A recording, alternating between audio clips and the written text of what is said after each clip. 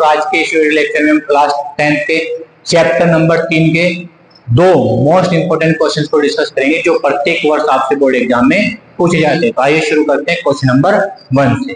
तो जो प्रश्न नंबर 1 में कहा गया है पी के किस मान के लिए रेखीय समीकरण युग्म दिया 3x प्लस 2py माइनस 2 बराबर 0। एक तो ये दिया, एक दिया है 2x प्लस 5y प्लस 1 बराबर 0। समांतर रेखाएं निरूपित करता है। पी के किस मान के लिए समीकरण युग्म समांतर रेखाएं स्पर्श वो समांतर रेखाएं निरूपित करता है। तो हमें पी का मान निकालना है। किसका मान? पी का मान। तो ध्यान दे, ये तो हो जाएगा हमारा a1x b1y प्लस c2 बराबर 0 और ये होता है हमारा a2x plus b2y plus c2 बराबर 0। अब समांतर रेखाओं के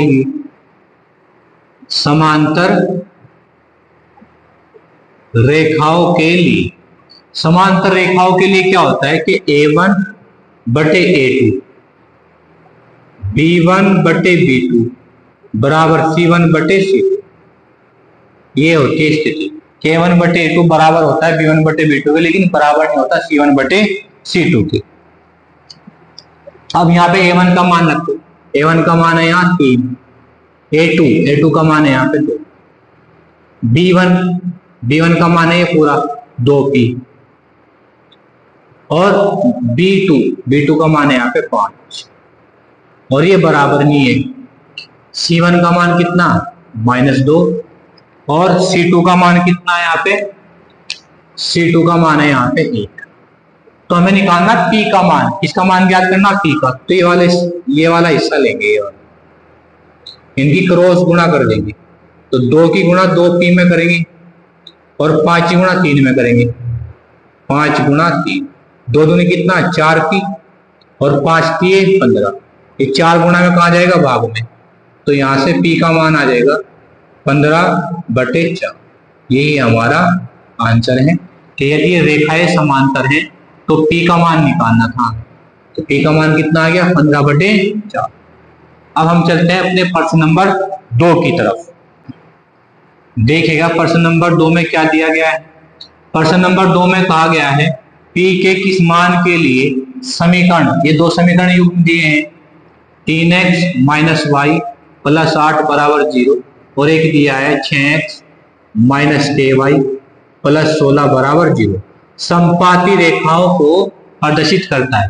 तो अगर ये समपाती रेखाओं को प्रदर्शित करता है तो हम यहाँ लिखेंगे, पहले तो आप यहाँ लिख लेना a1x plus b1y plus c2 बराबर 0। मैं लिख रहा a2x b2y प्लस c2 बराबर 0। अब यहाँ लिखेंगे हम समपाती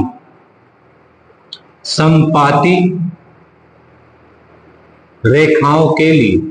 अगर रेखाएं समपाती है तो a1 बटे a2 बराबर होता है b1 बटे b2 बराबर होता है c1 बटे c2, यानी तीनों बराबर होते हैं। अब यहाँ पे रखेंगे a1 का मान कितना है 3, a2 का मान है यहाँ पे 6, b1 का मान यहाँ पे कुछ नहीं दिया यानी कि -1 है, b2 का मान यहाँ पे -k, फिर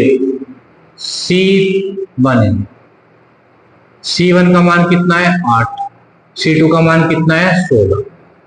अब 3 से भाग करो, 3 कम 3, 3 दूनी 6, माइनस से माइनस कट गया 1/k, 8 ही कम 8 और 8 दूनी 16।